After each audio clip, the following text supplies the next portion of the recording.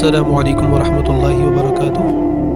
محترم حاضرین محفل، آج میری اس مختصر تقریر کا عنوان ہے استاد کی عزت۔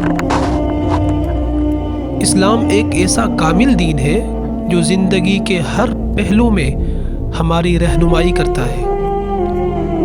جس طرح والدین کا مقام اسلام میں بہت بلند ہے، اسی طرح استاد کا مرتبہ بھی نہایت عظیم ہے۔ قرآن پاک میں اللہ رب العزت فرماتے ہیں، یرفع اللہ الذین آمنوا منکم والذین اوتوا العلم درجات، سورۃ المجادلہ آیت نمبر 11۔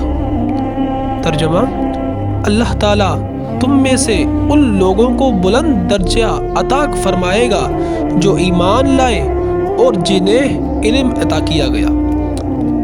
میرے عزیز ساتھیوں، استاد وہ عظیم شخصیت ہے جو ہمیں جہالت کی تاریکیوں سے نکال کر علم کی روشنی کی طرف لے کر آتا ہے۔ اگر والدین ہمیں اس دنیا میں لاتے ہیں تو استاد ہمیں جینے کا سلیقہ سکھاتا ہے۔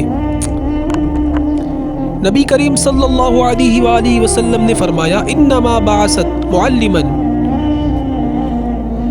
ترجمہ: میں تو معلم بنا کر بھیجا گیا ہوں۔ ابن ماجہ۔ آپ صلی اللہ علیہ وآلہ وسلم نے خود تعلیم و تربیت کے ذریعے صحابہ اکرام کی زندگیاں بدل دی، اور یہی عمل ہر استاد کا مشن ہونا چاہیے۔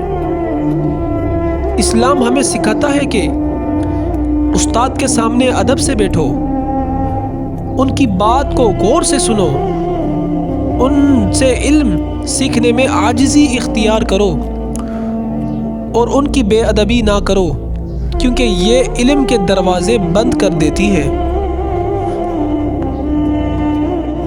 حضرت علی رضی اللہ عنہ فرماتے ہیں، جس نے مجھے ایک حرف بھی سکھایا میں اس کا غلام ہوں۔ یہ قول ہمیں سکھاتا ہے کہ استاد کے ساتھ کیسا ادب اور احترام ہونا چاہیے۔ محترم سامعین، آج کے دور میں ہمیں دوبارہ استاد کے اصل مقام کو پہچاننے کی ضرورت ہے۔ جب تک ہم استاد کی عزت نہیں کریں گے، نہ علم میں برکت ہوگی، نہ تربیت میں بہتری آئے گی۔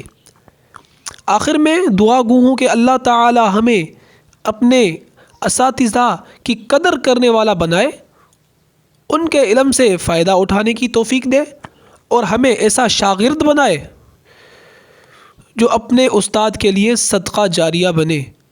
وآخر دعوانا ان الحمد للہ رب العالمین۔